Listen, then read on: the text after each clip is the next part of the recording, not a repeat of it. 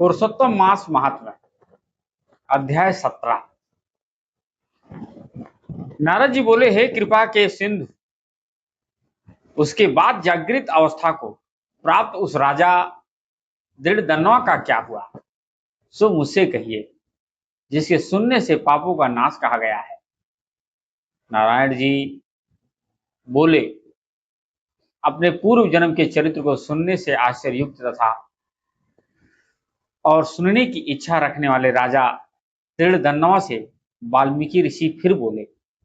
वाल्मीकि मुनि बोले, इस तरह स्त्री के मुख से शीतल वाणी को सुनकर सुदेव शर्मा धैर्य धारण कर हरि भगवान में चित्त को लगाता हुआ दीर्घ श्वास लेकर दीन मुख सुदेव शर्मा जो होने वाला है वह होगा, या मन में निश्चय कर पुष्प समिधा आदि के लिए वन को गया।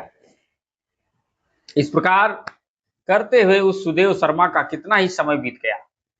बाद में किसी दिन समिधा कुछ फल पुष्प आदि के लेने के लिए वन को गया। वहां जाकर सुदेव शर्मा मन से हरि भगवान के चरण कमलों का ध्यान करने लगा। उसी दिन उसका लड़का सुखदेव अपने मित्रों के साथ बावली को गया। बावली में प्रवेश कर समवयस्क मित्रों के साथ जल यंत्रों से जल फेंकता हुआ और बार बार हंसता हुआ खेलने लगा। गर्मी के ऋतु में बार बार जल में खेलता हुआ हर्ष को प्राप्त हुआ। इस तरह प्रेम में मग्न सब बालकों से खेल करते हुए अथाह जल में खड़ा हुआ वह सुखदेव बालक मित्र बालकों से पीड़ित होकर मित्र वर्ग के भय से भागने की इच्छा करता हुआ और भाग्य से प्रेरित हो अपने सांस को रोककर अपने मित्रों को छलने की इच्छा से वहां अथाह जल में गोता लगाया, किंतु उस जल में व्याकुल होकर उससे बाहर निकलने की इच्छा करता सहसा उस अथाह जल में वह बालक मृत्यु को प्राप्त हो गया। जल से निकलते हुए बालक को ना देखकर वे सब समवयस्क मित्र बालक चकित होकर हाहाकार करते हुए बहुत जोर से दौड़े और अत्यंत शोक से ग्रस्त वे बालक उसकी माता गौतमी से जाकर बोले। उन बालकों के अत्यंत अप्रिय वज्रपात के समान वचनों को सुनकर पुत्र में प्रेम करने वाली वह गौतमी तुरंत पृथ्वी पर गिर गई। उसी समय वन से सुदेव शर्मा आया, पुत्र का मरण सुनकर कटे वृक्ष के समान पृथ्वी पर गिर गया। बाद में दोनों ब्राह्मण स्त्री पुरुष उठकर बावली को गए। वहां जाकर मृत पुत्र का आलिंगन कर उसके शरीर को गोद में लेकर सुदेव शर्मा बारंबार पुत्र का मुख चूमने लगा। अपने गोद में स्थित मृत पुत्र को बार बार देखता हुआ रोता विलाप करता हुआ गदगद अक्षर से बोला। सुदेव शर्मा बोला, हे पुत्र, मेरे शोक को नाश करने वाले शीतल सुंदर और शुभ वचन को बोलो। हे वत्स, मेरे मन को प्रसन्न करो। वृद्ध माता पिता को छोड़कर तुम जाने के योग्य नहीं हो। हे वत्स, वेद अध्ययन के लिए तुम्हारा श्रेष्ठ मित्र बुला रहा है और बड़े हर्ष से पढ़ाने के लिए उपाध्याय तुमको बुला रहे हैं। हे पुत्र, शीघ्र उठो, इस समय क्यों सो रहे हो? तुमको छोड़कर घर नहीं जाऊंगा। घर में मेरा क्या काम है? तुम्हारे बिना इस समय मेरा घर शून्य जंगल के समान हो गया है। तुमको फल मूल प्रिय हो तो मेरे सामने से उठो, यदि नहीं उठोगे तो वन को भी नहीं जाऊंगा। वन में क्या काम है? मैंने कोई निंदित काम नहीं किया है और ब्रह्म हत्या भी नहीं की, फिर किस कर्म के फल से मेरा पुत्र मर गया? अहो ब्रह्मा, तुमने ऐसा करके कौन सा बड़ा फल प्राप्त किया? निर्धन वृद्ध दीन मेरे नेत्र को लेकर निर्धन का धन और दोनों स्त्री पुरुषों का सहारा इस पुत्र को हरण करते तुमको लज्जा क्यों नहीं होती? सर्वत्र तुम दयालु हो, परंतु मेरे विषय में निर्दय हो गए हो, सो क्यों? अहो आश्चर्य है, मेरे भाग्य से या उल्टा कैसे हुआ है?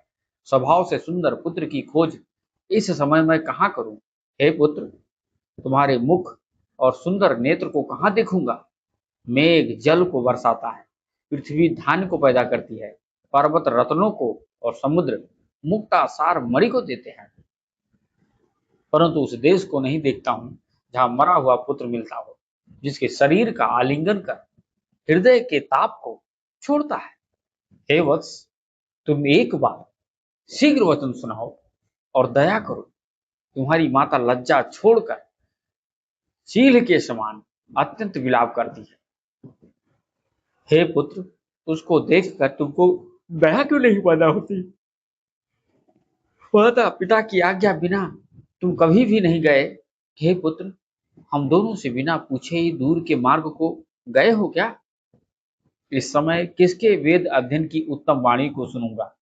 हे वत्स, आज तुम्हारे और तुम्हारे मनोहर मधुर वचन के स्मरण से मेरा हृदय 100 टुकड़ा नहीं हो रहा है, क्योंकि मेरा हृदय लोहे के समान है। हे कौशलेंद्र, राजा दशरथ, तुमको हम धन्य मानते हैं, क्योंकि रामचंद्र के वन जाने पर पुत्र के ताप से दग्ध हुए प्राणों को नहीं रख सके, परंतु पुत्र के मर जाने पर भी जीवित रहने वाले मुझको धिक्कार है। हे गोविंद, हे विष्णु, हे यदुनाथ, हे नाथ, हे श्री रुक्मिणी के प्राणपति, हे मुरारी, हे दीन पर दया करने वाले, हे दयालु, पुत्र रूप अग्नि के ताप से संतप्त मेरी रक्षा करो। हे देवादिदेव, हे समस्त लोकों के नाथ, हे गोपाल, हे गोपीश, हे चक्र को हाथ में धारण करने वाले, हे यमुना के विष दोष को हरने वाले, पुत्र रूप अग्नि के ताप से संतप्त मेरी रक्षा करो। हे वैकुंठ के स्वामी, हे विष्णु, हे नरकासुर के नाशक, हे चराचर के आधार, हे संसार रूप समुद्र से पार करने के लिए जहाज रूप अर्थात संसार समुद्र से पार उतारने वाले, हे ब्रह्मा आदि देवताओं से नमस्कृत चरण पीठ वाले, पुत्र रूप अग्नि की ताप से संतप्त मेरी रक्षा करो। हमारे समान सठ दूसरा कोई नहीं है, जो मैंने देव की पुत्र श्री कृष्णचंद्र के वचनों का उल्लंघन कर पुत्र में दुराशा की। कौन अभागा पुरुष भाग्य में न रहने वाली वस्तु को प्राप्त कर सकता है? इस प्रकार पुरुषोत्तम मास का 17वां अध्याय। जय जय श्री